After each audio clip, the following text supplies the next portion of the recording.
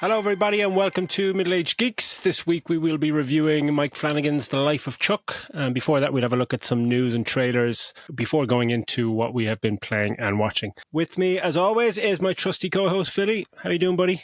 Yeah, good man, good. Looking forward to getting stuck into this one. I've obviously mentioned Mike Flanagan a good few times on this show, so looking forward to getting into this. It's been it's been an okay week. How about yourself?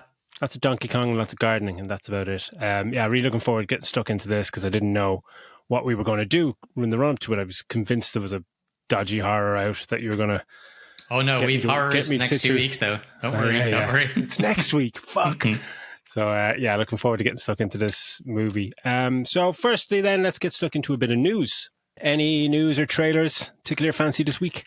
A couple of things, the Peacemaker season 2 trailer, which I actually thought was pretty cool. I think that's going to be a lot of fun. It's taking place, I think, just a couple of months or something after, or a month maybe after the Superman movie. So that'd be cool to see what kind of referencing they do to it. I did want to say on the thing from last week, I think I want to up my score for Fantastic Four.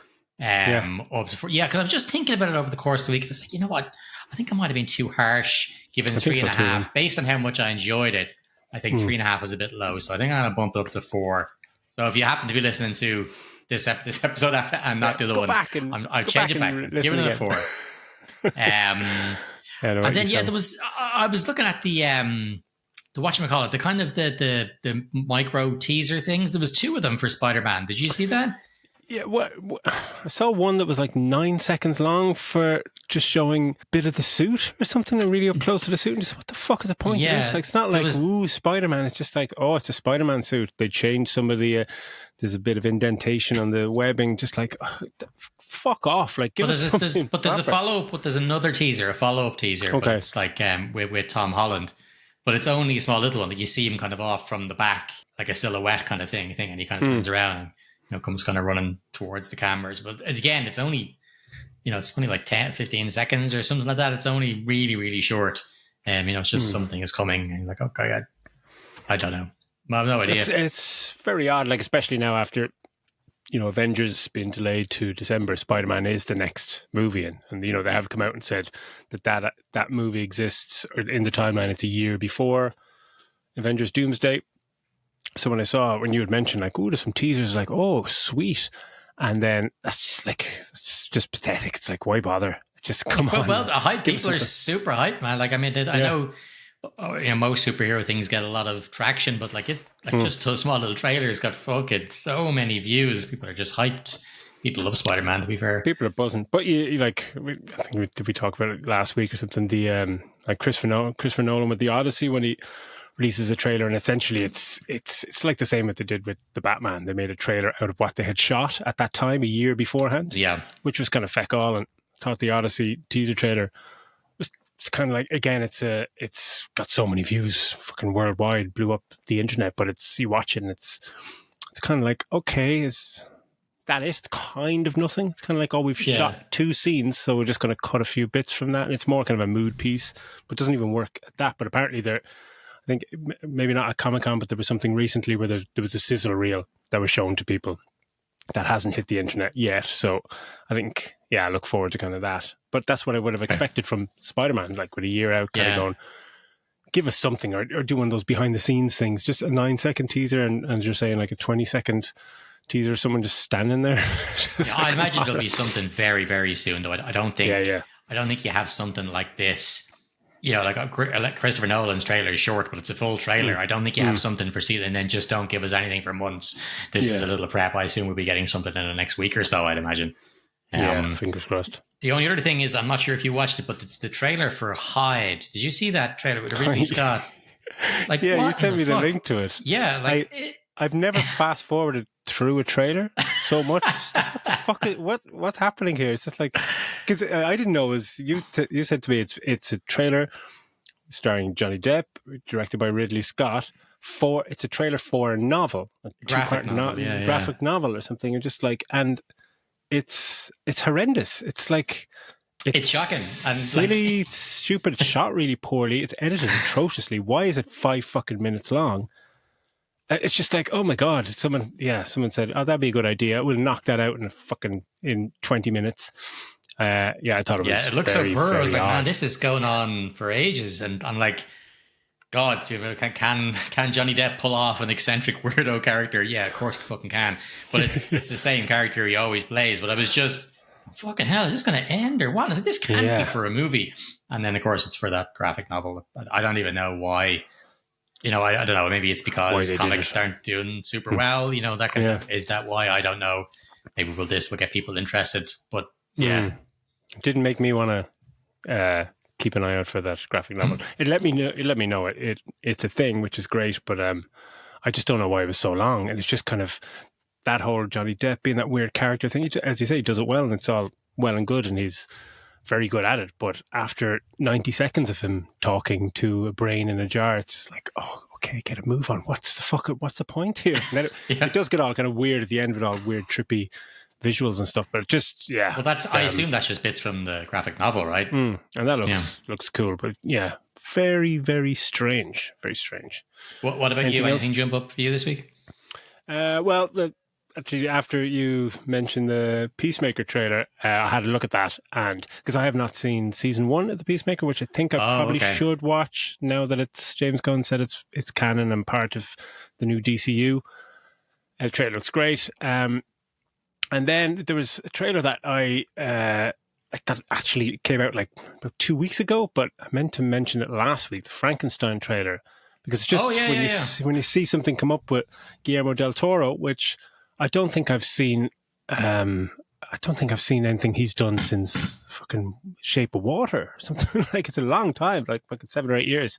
I know he's done a lot of TV stuff, but the trailer I thought is wonderful. I just love seeing theatrical stuff that Del Toro puts up on screen. Gorgeous, with Oscar Isaacs. The visuals are amazing. I thought it was a superb trailer. The great tagline with only monsters play God, and the music and everything. It's just really, really powerful. I'd love to see that. It's one of those trailers you'd love to see in the cinema and IMAX. Oh, 100%. Bellowing.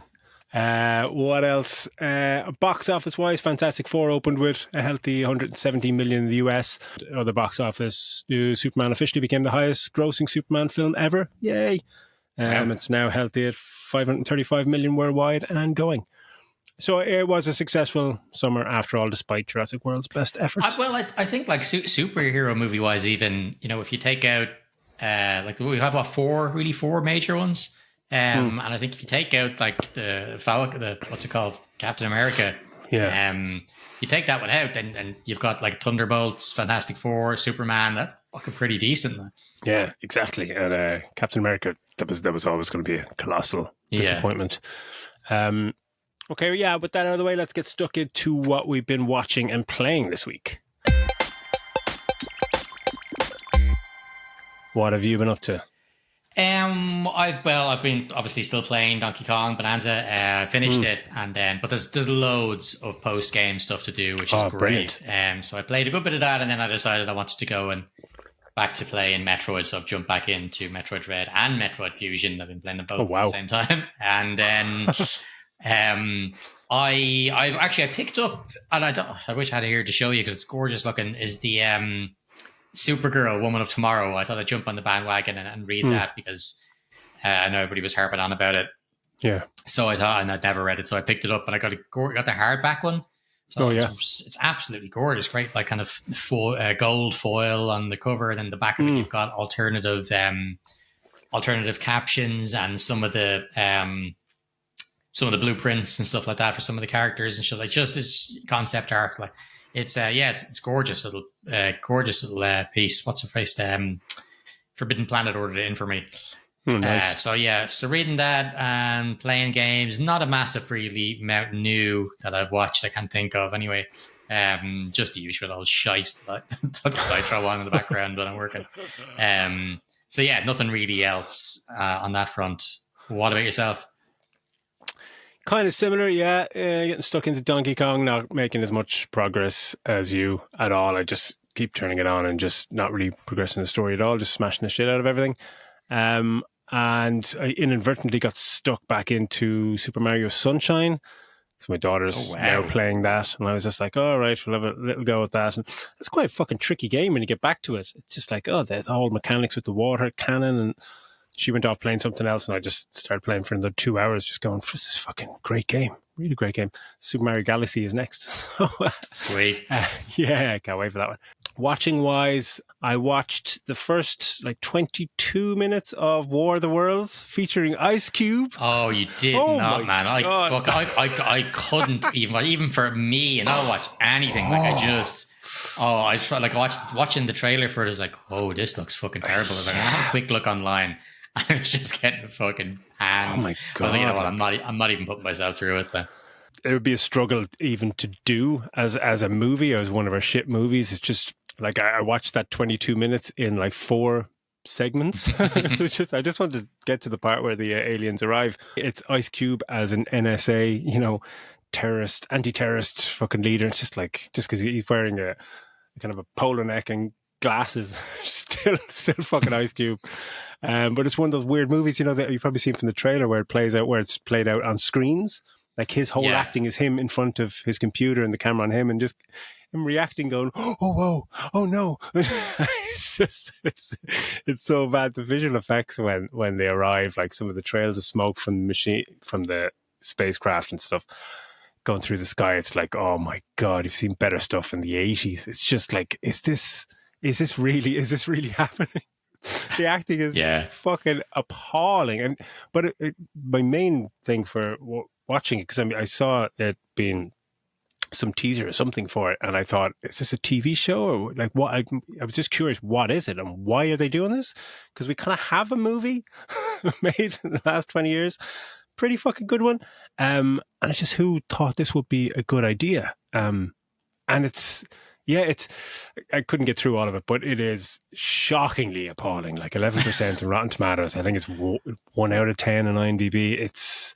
I'll probably watch one of those honest trailer things for it or something, but I don't think I could sit through it.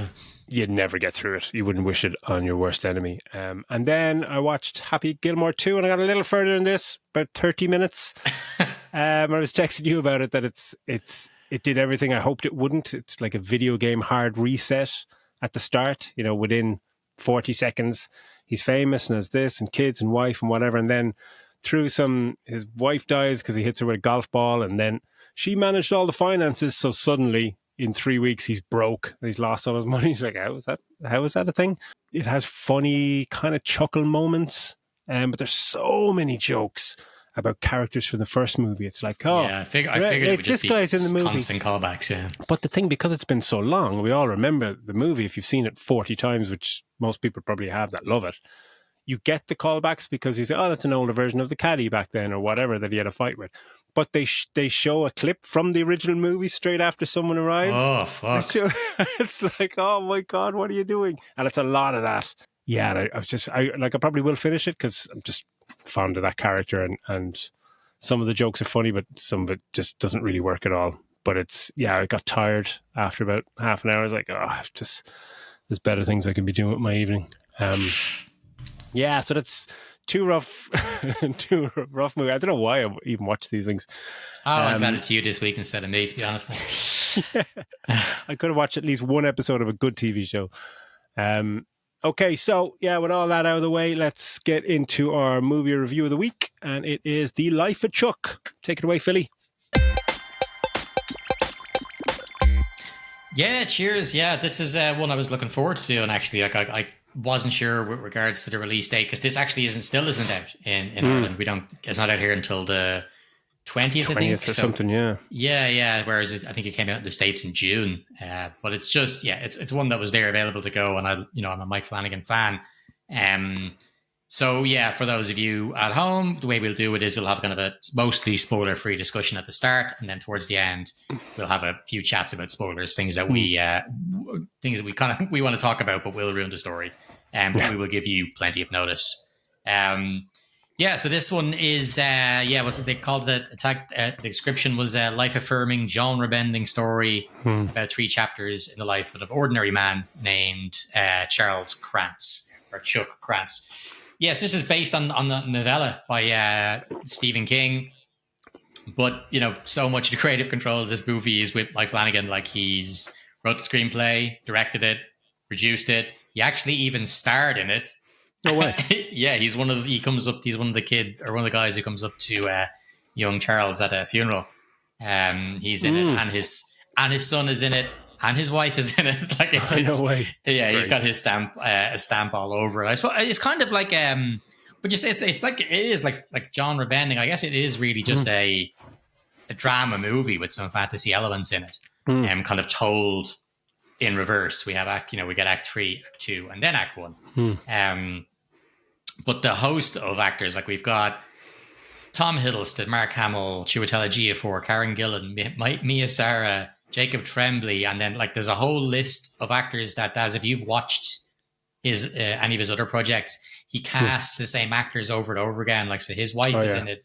She plays one of the teachers who talks about it. You can tell multitudes. That's his wife. Brilliant. That's his wife. And then like the dance teacher and Mark Hamill, even all these people, loads of them have starred in other ones of his projects as well. And he even gives some of them just small little, like, one-liners is all they have in this. But he just seems to do that, use the same cast over and over, which is cool. And you actually, Mia Sara, which is just, I thought it was fantastic to see her in something again, because, like, obviously we all would have been fans for different reasons when we were younger. But, to see, I thought she was brilliant. Really, I was a big smile on my face because I didn't realize she was in it. And it was because of one of his other projects, Midnight Mass. She had seen that and really enjoyed it. So despite the fact that she wasn't planning on coming back to acting, she really, really enjoyed it. And she was like, okay, I'll come back for you because I really enjoyed this. And I loved her. There was such lovely moments with her and young Chuck in this one. Music, I just wanted to note that the original music anyway is by the Newton Brothers. They also did the composing for one of our favorites, Five Nights at Freddy's. Good stuff. Yeah, but they've also worked with him, I think, on Doctor Sleep as well. Which I think might be his only other full or feature length movie. No, he's a bunch of them, actually. What am I saying? Oculus and a few others.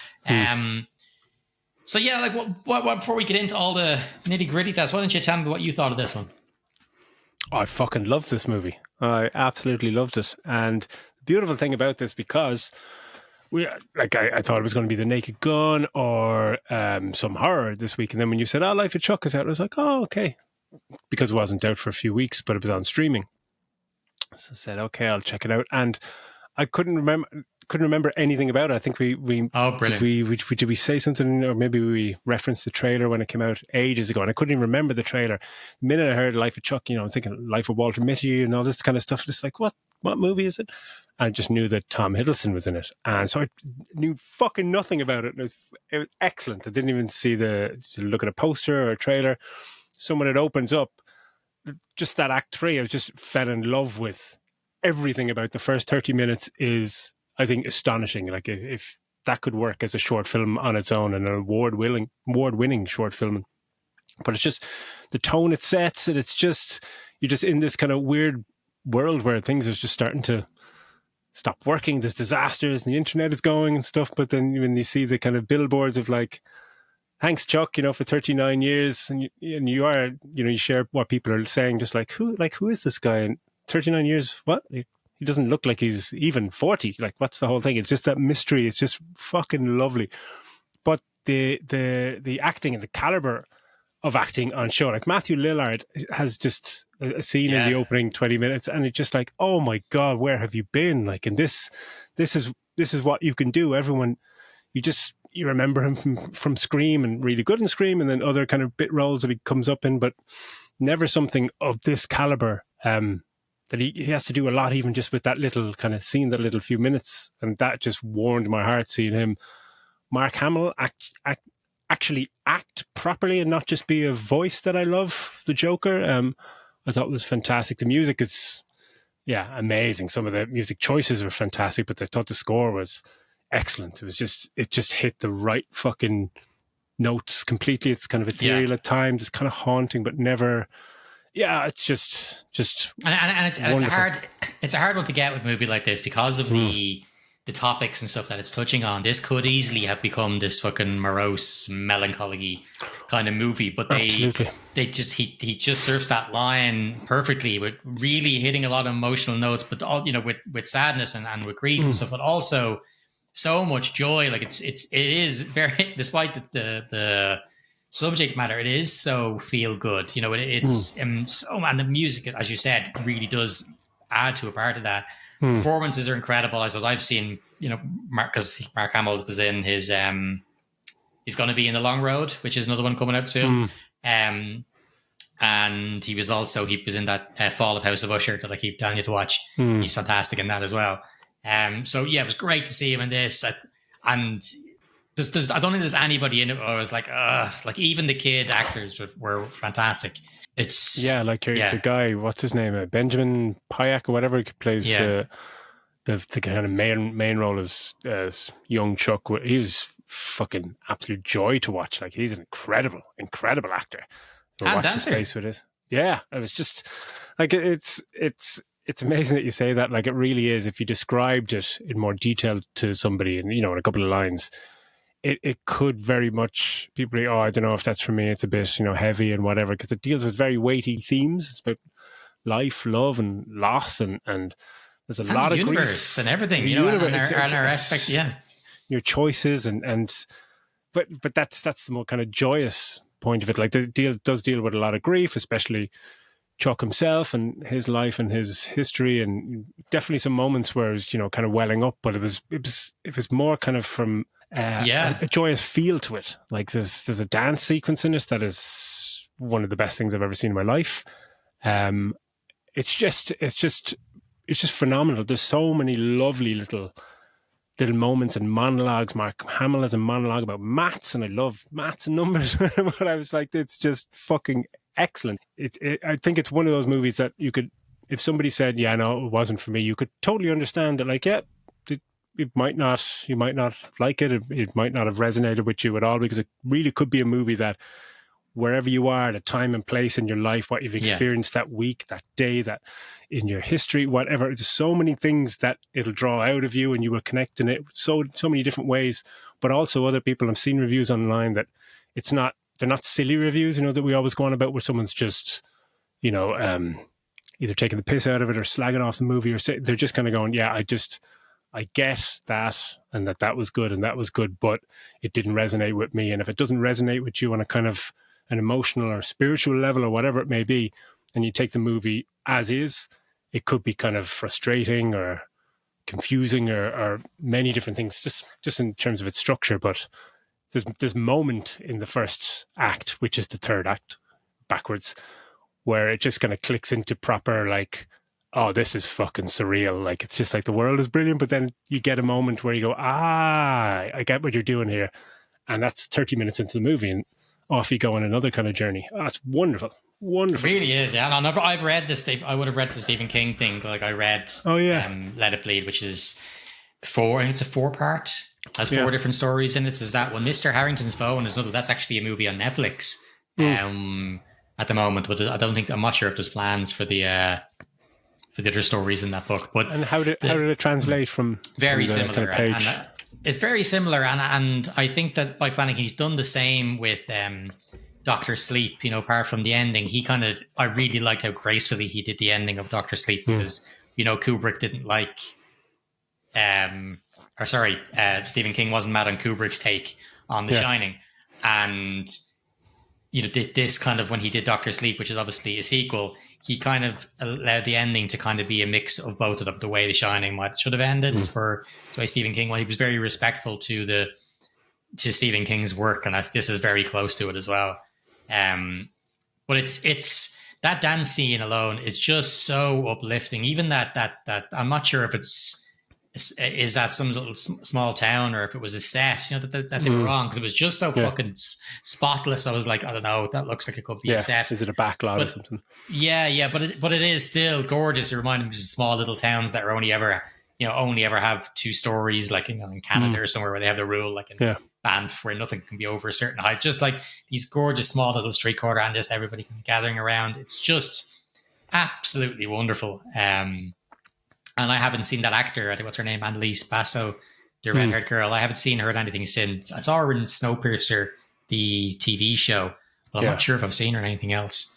But I thought they were great together. The drummer was fantastic as well. I was thinking, I hope when I was watching it, God, I'd say Dad's just having a wet dream watching this because all the only music is all percussion. I was like, oh yeah, great. The drummer is sitting at home with a big smile on his face watching this.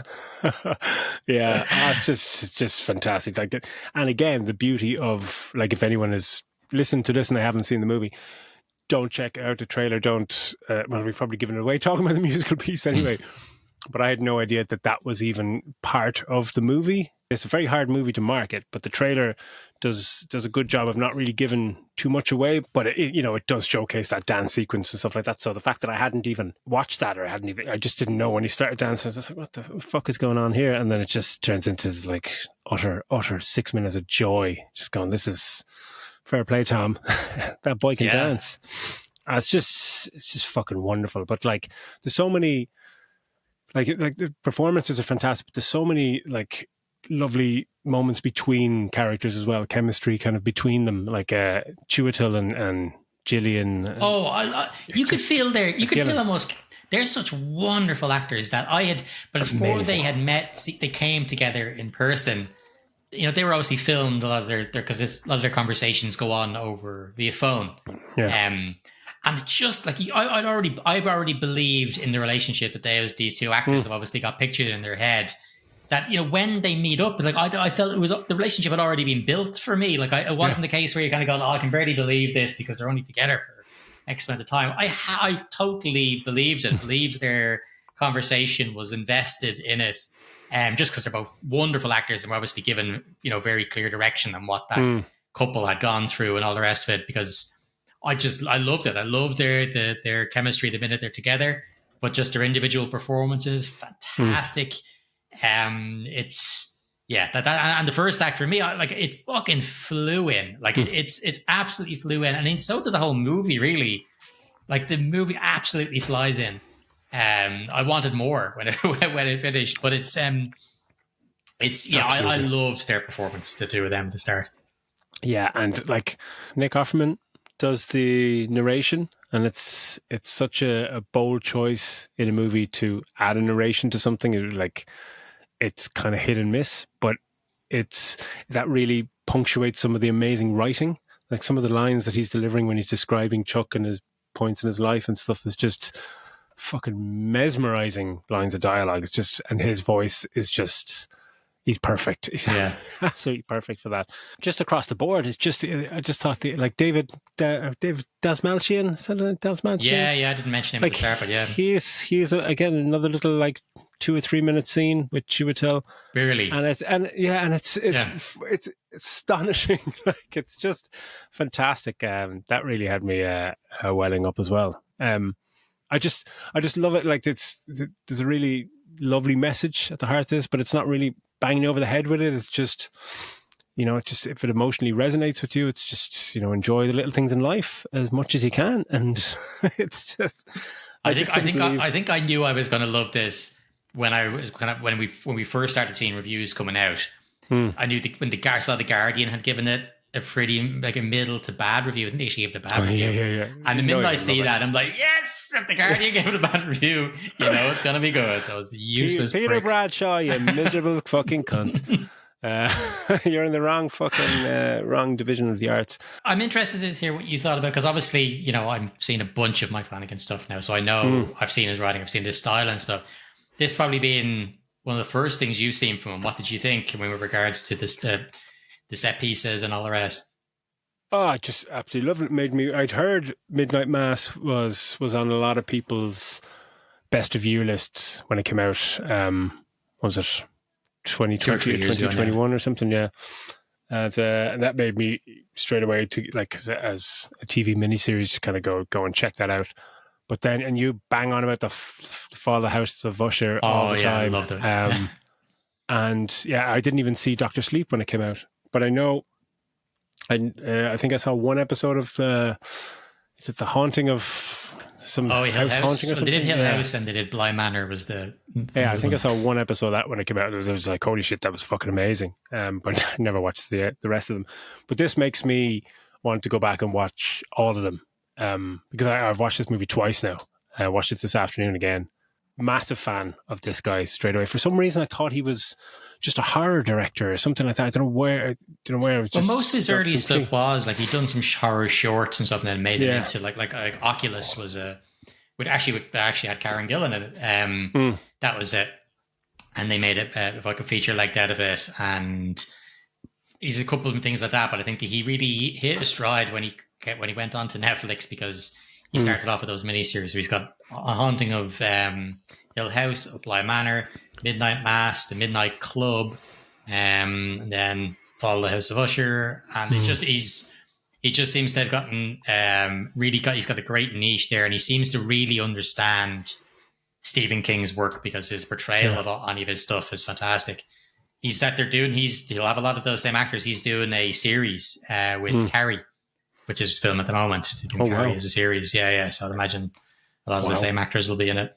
So we've touched right on the performances, obviously, of the guys in the opening act. But as we go out, there's not really anybody who I'm kind of going, oh, that's poor. Like Mia Sara, and I would have maybe liked to see a little bit more of their relationship, Mia Sara and Mark Hamill, because we got to see a little bit of it, but not really enough. Would like to see more interplay. But the moments between her and young Chuck are so heartwarming. Like, it's just wonderful. The visual call back to his dancing and then to her and him dancing with her in the kitchen, that sequence, I can't remember the track that's playing, but that's dance montage. It's fantastic. And then the movie just kind of goes off in a lovely kind of exploration of just dance as a kid, and you're just going, fucking brilliant. And that's my only real negative, and it's not really a negative, is this after the first two acts or the first two parts of the story, when it gets to the kid, it starts off, obviously, it's pretty grim with a lot of grief and stuff, but when it kind of starts to find its feet, just kind of stumbled a little bit in terms of its flow because of the structure, and it's very genre bending. It's very odd in its act structure. So kind of the first, I guess the third act, it's weird. The third act is the first act, but the first part of this movie is like 30 minutes long. The second part, act 2, is like 20 minutes long, and then the rest of it is about an hour long. And it's amazing that that Tom Hiddleston, again with the marketing wise, if someone goes into this movie kind of going, oh, I fucking love Tom Hiddleston, he's fucking great or whatever, you might be in for a bit of a shock. He's in it for probably about 20 minutes and he's ever present kind of through it. Yeah, but when it picks up a bit more steam then with the kid and the dancing and stuff, it's just, that story is wonderful, but it's always punctuated by lovely little moments when before the dance, when he walks outside and he doesn't want to dance with her, and just get these gorgeous, luscious, fucking wide cinematography is gorgeous in this. Just from just staring up at the stars. It's just, there's so many lovely little moments, whether it's music, acting, cinematography, or writing. So many bits where you're just going, that's fucking beautiful. There is loads of that, and even in the smallest scenes, there's a lovely one where they're kind of the girl he's dancing with and the drummer, and they're sitting around that table, just having the coffee, and it's just small little, small little moment, and then you kind of see the other people are all just silhouetted, and then you can, at some point, you can barely almost make them out. It's just, they've just panned out and let the shot just be. You don't have to be right up in their face, and it's just gorgeous. Like, it's not even an incredible background or anything. It's just a lovely shot of a great scene, and what could have been. But it's an absolute delight to watch if you were not getting in the themes just because of how it's shot. Really get the time jump and stuff as well. I mean, we'll talk about more of that when we're in the spoilers, because I think that some, maybe like the Guardian, some people didn't understand the act 3, whatever you want to call it, the first act that we see, act 3, of what that actually is and what that represents based on some of the reviews I read. I don't think they understood it. But yeah, it's just a delight. I'm not thinking too many negatives. I get what you're saying. I think that's always going to happen when you've already been treated to two very short and surreal comparatively things. Yeah, but the short, surreal, but also perfectly fit into that short frame of time. to then jump on to a longer act, which is explaining more and drawing out more, maybe is can be a bit jarring kind of, but there's so much to tell. But yeah, I get what you're saying with that. But I can't really think of any negatives that bother me. I loved all the performances. When I finished it, I had a big fucking smile on my face, despite everything. You know, the themes and all the rest of it. I was still like, oh, that was just wonderful. I've recommended it to anybody who hasn't seen it. I really, really enjoyed it. Do you want to put a score on it, and then we can have a bit of a chat about some spoilers? Yeah, like it was very hard for me not to just give this 5, but I just got like 4.5. Just because, well, I don't even know what I'm docking it half a mark for. Yeah, probably just, say 4.5. Just because it just was slightly jarring at one point, but that is not the movie's fault whatsoever. But I kind of loved everything about this movie. Yeah, I honestly think this is up there with some of my favorites that we've watched this year. I think I gave Sinners as my highest score so far. I think this will be right up alongside it, like somewhere between 4 and 4.5.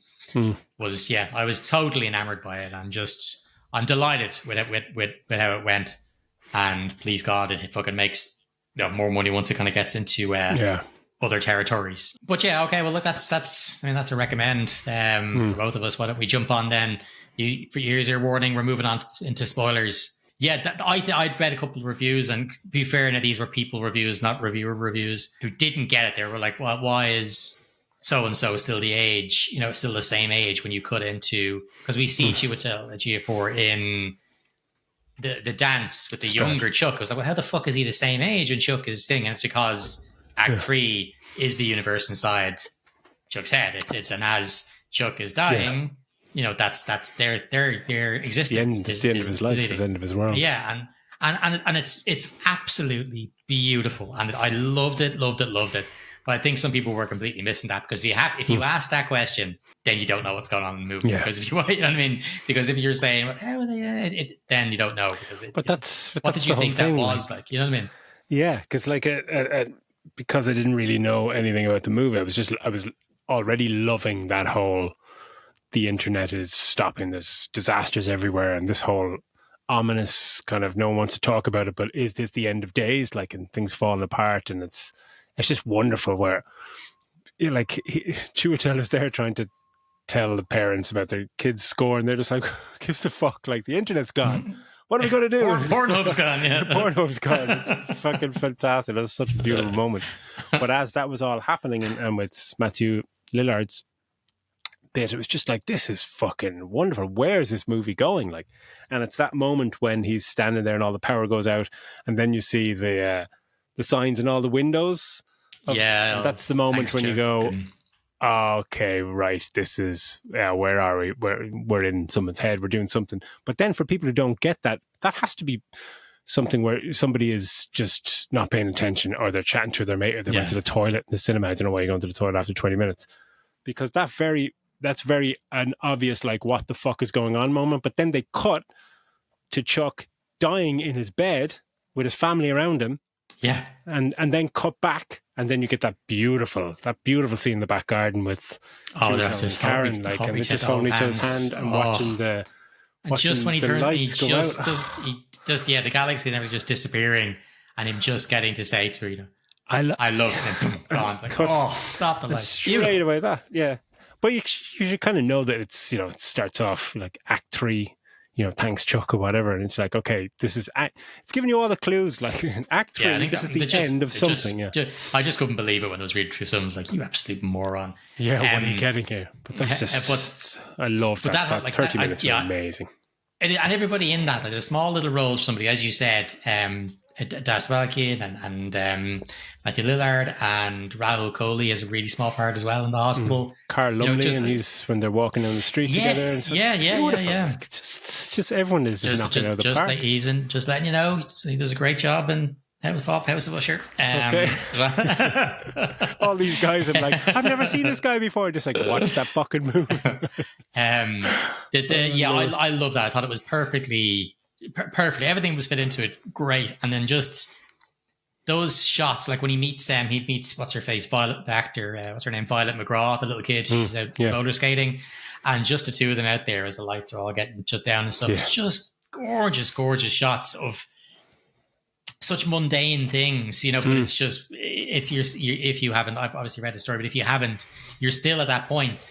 It's only just then where we see the first lights in the window. So at the time you're going to go, what the fuck's going on? And suddenly there's a power cut and stuff. And again, if you just thought this was some sort of, this is how the world is going to end, but then it's changed when bam, lights come on, and it's just, thank you, Chuck, and all the windows of the houses. Like, what the fuck? Like, it's a monumental shift in your thinking watching it, especially, and that's the beautiful thing. Like, not many people will probably go into this not knowing anything about that, whether it's a short story or the trailer or anything like that. I didn't even know who I was like, the people in the movie was like, who the fuck is this Chuck guy on the billboards? Because no one knows him, and his billboards are everywhere, and he's on the radio. But that moment, when you see things in the window, it's just like, here we go. And it's just that backyard scene. That's when there's that kind of score, and it's so subtle. The score is just kind of strings, kind of here and there, but it's so like, it's like ominous, somber, but also kind of joyous and beautiful music to go along with this. It's just, they hit the fucking tone absolutely. Like, and him sprinting, nail on the head. Him sprinting to her house now because he knows that it's coming to an end. You know, he's she would tell G-Force, pieced it together of what's going on, and him sprinting because he knows just wants to spend his last time with his estranged wife. And she's there like going, I think this is it. Like, this is, I think we're close now to the end of the fucking entire world. Like, oh my God. Oh, it's just seeing that noise, the stars in the sky just disappear, and you know, one by one, and it's perfectly, because you kind of understand what's going on at that point. Okay, this is him. This is representing him. Shit, my earphones just go there. Sorry, I can still hear you, but if that's the microphone, I suppose. So. Just one of them died. So but you get an idea of what is going on based on what you're seeing in the universe is kind of falling apart. But later on, when the teacher is talking to the kid, and a beautiful thing, like, when she holds his head and she says, what's between, my hands, what's between your two ears, what's in your head? And he's like, my mind or whatever. No, it's just like, it's everyone you know, it's everyone you would imagine, it's everything you meet and see and do, it's the worlds and cities you build, and it's just all this, and it's like your whole universe, the whole world is in your head, and if you die, then that is the end of the world from your point of view.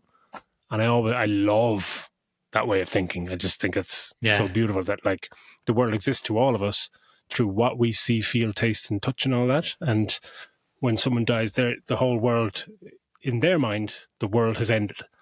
And it's pretty fucking epic and grandiose, but it's also just kind of beautiful. It's just, It's just wonderful genuineness in her as Kate Siegel. There's just the look in her eyes is as someone teacher who really, really believes this, because we see her talking to the class and they're not even listening to her, you know. An awful teacher like that. But when she's sitting down and talking to him so passionately about something that she believes in, and, you know, really felt like she's getting through to this one kid about the meaning of life, and when you contain multitudes, it's gorgeous. It really is. The young kid, I forgot you said his name at the start there. I forgot that again. Benjamin Payjack, something. I love the dance from him, obviously, because he's a great little dancer. But it's really funny as well because he signs up for the dancing thing and he's nailing it because he knows all the dances, and it's just great when he hits one he doesn't know. And that was such wonderful comic timing from him. When it's like, and the samba, and he's like, don't know that one. And it's great little comic timing from that. And pairing him up as well with the taller girl as well was brilliant. I thought she was wonderful for the small little part that she played. And you just get that payoff then at the dance when you think he's not going to go through with it. And is this one of the regrets in his life? And then actually does go through with it, and they just fucking kill it. And it's just, and the fact that he cut his hand that night, and that's kind of a memory that he gives more meaning to the cut in his hand than it actually is if he's cut out in a fence, but it reminds him of that night dancing. Yeah, and it's just lovely that there is that through line of dancing from the cut in the hand to the dance at the prom, and then him dancing in the street, and then that visual call back later on when it gets to Act 3 and you see that him dancing or him witnessing his grandmother dancing and she's doing the same thing with her hand in the air and you're just like, that's where that's where it comes from and that's why he's made the choice to just do that. It's just fantastic. But that dance sequence, Sinners had probably the best musical moment of the year, but this is the best dancing scene I think I've ever seen ever. Like it's just, well, I think so, it's so much 6 minutes long. It keeps and I think going. So much of it is because, like you said, because it is drums. It's not trying to, it doesn't try to distract you or anything else in with big, swinging music around that for the moment. It's just like, no, all it needs is them two and the drummer who's in time with them. She's making eye contact with him. She knows exactly what to do, when to pick it up, but when they're going along with her beat, but she's also going along with their dancing at times. And it's these three people completely in sync. And it's a wonderful scene. And from what each of them have kind of come from, like you start off and he's just walking out. We know he's at this point, has he got his news? I think probably at this news that he has his 6 months, or they say, or maybe they're telling him he hasn't heard yet. Yeah, because he finds that he got kind of a pain in his head. That's what it is. So he hasn't heard yet. But like we've got your one who's after getting broke up by text, and I love that, her walk down the street, and she's just like every so often, obviously she's having a rant inside her head, but it makes its way into the outside. I'm sorry. How can he dump me by text? And it's great. And we see the drummer who's obviously not making as much money as she should. She's just getting $1 here and there. Yeah. And, it's all their kind of days. You can see no one's really having a particularly good day, and the three of them just happen to pass by each other, what made him stop. This moment. And and it's just him stopping. And then, just that kind of small little move as he just starts bopping along, and then she starts drumming along and she's watching him. And the crowd starts to pick up, and it's so nice. It really is a great little scene. As you said, 6 minutes long is to keep you focused attention and entertained on a show like that. 6 minutes is long, and to keep you stuck into a thing, because you can easily go, all right, come on, get on with the movie. Like, we don't need another musical note or whatever. But it was perfect. Totally glued to it. Is Mark Hamill in his previous movies? Were you saying he was in Fall of the House of Usher, and he's going to be in The Long Road, the one that we watched the trailers for, or The Long Walk that we watched the trailers for. Do you remember? It's another Stephen King. Because this was like, he's fucking exceptional in this. Like, this is, I know Luke Skywalker and all that for Star Wars fans, but this is a career defining performance for me. It's just like, oh my God, this guy he really is a sublime actor. Like it. And I can't get over he's got so many lovely moments with the kid, and just some tender moments, and some he plays a good drunk as well. But his monologue about Matt is just it's just so passionate. And it just, if you said to somebody, there's a really cracking monologue about maths in this movie, you'd be like, what the fuck? It's like 3 or 4, but it's just when he's trying to tell the kid that it's like, use it for everything to figure out, the hours in the day and how old the universe is, and building skyscrapers, but it's also it's art as well, where you're dancing. It's all that's all maths. It's called a count and all this stuff, and it's just like there's an art to maths, and it can be art, and it never lies to you, and all this. It's just just wonderful. And then the kids like, well, why don't they lead with all that stuff when they're teaching us maths, not the boring shit? He's like, oh, fair enough. Yeah, it's just fucking great. Like this, I just couldn't get over. Like the script is it's not even just tight. It's beautiful. Like it made me want to read the novella so much after just hearing some of the dialogue in this. It's truly wonderful, like truly wonderful. And the other ones in that are good as well. Like Mr. Harrington's Phone, I'm not sure if the movie is any use, but that's a great little short as well in that book. Yeah. Let It Bleed is the name of it. Definitely worth checking out. So what do you reckon we'll call it there? I think, unless you have anything else that you want to add in, any other... Just the final scene, the final end credits music when they play the parting glass. With like the music kind of just comes in from the score, and I love when movies do that with that last shot of that what's that room you can't go into, the can't remember what they call it, copula or something like that. I don't know, we don't have them in we don't have them in houses in it's in Ireland, isn't it? It's like an attic room that's part of the house, But when that wide shot of it, where you've got the door on one side and then the light cascading through the window on the other shot, and they leave that wide shot, and then the credits just play over the shot because it's so fucking beautiful, and they play the parting glass, and it's just like, oh my God. I was mesmerized. I watched that bit with the credits but 5 times, just kept putting it back, just going, wow, I would have loved, it's amazing, I would have loved to see it in cinema. When it comes out, I'm going to see it in the cinema again. 100%. I'd love to experience this in a room with other people rather than just on your own couch crying. I wasn't sure. Like I wasn't sure what to expect in that room. I thought I did think it'd be like a bunch of old stuff, or like you're like, will it be a mirror and you see this horrible shit in a mirror? What exactly will it be? So for the door to finally open and it just to be a complete empty room. And it's only, wow. But when it's for the small little role Jacob Tremblay has in it, because he's not in it a massive amount. I thought he was great. Still so really to see him as a teenager. I always just because I've seen Room a bunch of times, and it's just that's how I always just picture him, like so fantastic in that. But yeah, all right, well, cool. Well, let's finish it up there. Then we've given it 4.5 kind of area. So obviously, very highly recommended from both of us. So yeah, absolutely. Check it out when it comes out in cinemas. I think August 21st. So that's an end to this week's episode. Thanks everyone for liking, subscribing, sharing, and everything in between. And we will be back with you next week with a very scary movie. See you later. Take it easy.